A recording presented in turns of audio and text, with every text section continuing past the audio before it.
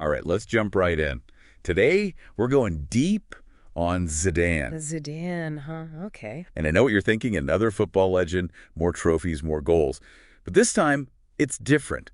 We're going beyond the stats, trying to unpack what made him, well, Zidane. Yeah, he's definitely a name everyone knows, even if you don't follow football that closely. Exactly. So we've got these interviews, right, with Beckham, Henry, Scholes guys who've been there, done that, seen it all on the pitch. Even they sound kind of starstruck talking about him. It's wild. I've seen some of those clips, yeah. So for this deep dive, it's less about Zidane was great, because duh, more like trying to figure out what made him different.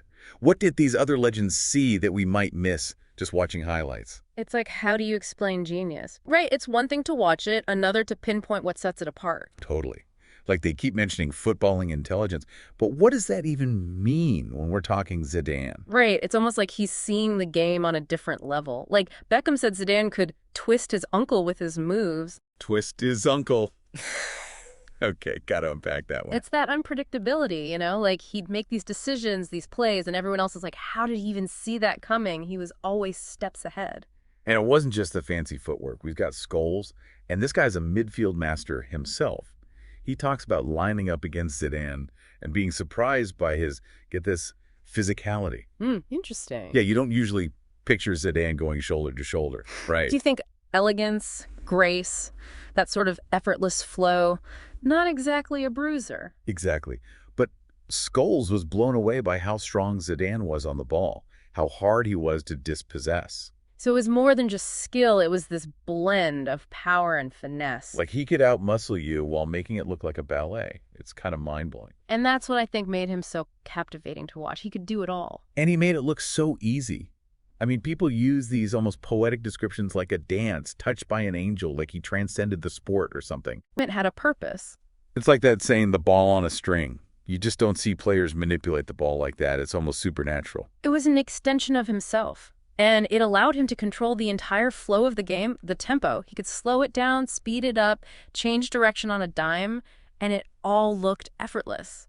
Absolutely mesmerizing. It's like there's this about to retire himself, and he's worried about making sure Henry feels appreciated. Says a lot. Definitely not your average superstar ego. It speaks to that leadership everyone talks about. It wasn't just about being the best himself. It was bringing out the best in others. Remember that story, the 50-yard pass? Wait, which one? I think it was one of the Real Madrid games. Zidane just launches this perfect pass, like 50 yards, right to a teammate's foot.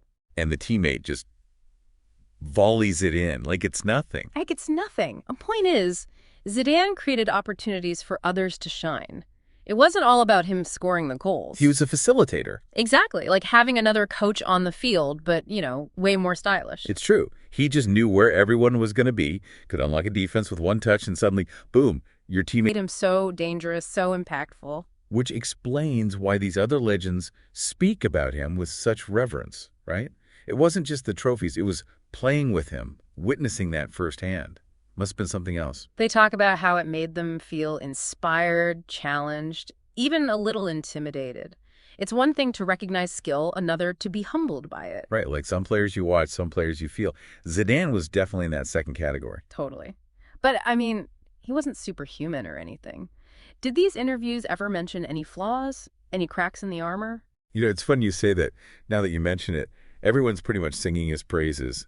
Like they're afraid to say a bad word about him. I guess even legends can have their heroes. Right. But they were curated clips, edited down. Maybe they've cut out all the juicy stuff like Zidane's a terrible tipper or something. Or maybe he hogs the controller during FIFA. Who knows? There you go. Even geniuses have their weaknesses, right? Exactly. Even with all the grace and composure, he was still human. Remember that headbutt World Cup final? Oof. Yeah, not exactly his finest moment. No, definitely not. But it does prove one thing. He was in it to win it no matter what. Passionate. Maybe a little too passionate sometimes. Maybe so. It's crazy how one moment can overshadow a whole career of brilliance, though, you know. It's true. It's like people forget all the amazing things he did because of that one outburst. But people who really watched him play, his teammates, they saw the whole picture. So for those of us who can only dream of bending it like Zidane, what's the lesson here? What can we take away from his legacy? For me, it's a reminder that greatness isn't just about what you win. It's about how you play the game. and how you treat the people around you. It's about the stories people tell about you long after you're gone. Exactly. Leaving your mark on the world. That's something worth aspiring to, don't you think? So we're talking about two Zidanes then, right? You've got Zidane, the icon, the legend, the name everyone knows. And then there's Zidane, the player, the one who even these other legends are just in awe of. It's that respect he earned, not just from fans, but from his peers, that really speaks volumes. You know, these are guys who understand the game at the highest level, and they're still blown away by him. Makes you wonder, in this whole world of stats and analytics, how do you even quantify a guy like Zidane? How do you measure that impact he had, the feeling he evoked? It's almost like trying to measure magic or something. I don't think there's an easy answer, really. Maybe it's about looking beyond the numbers at those moments that stick with you. Because how many times can you watch that volley against Leverkusen and not get chills? Like he's defying physics. Exactly. And that's what true greatness is, isn't it? Creating these moments of brilliance, these memories that last longer than any stat sheet. So, for everyone listening, the next time you're having that who's the GOAT debate, remember, it's not just about the trophies.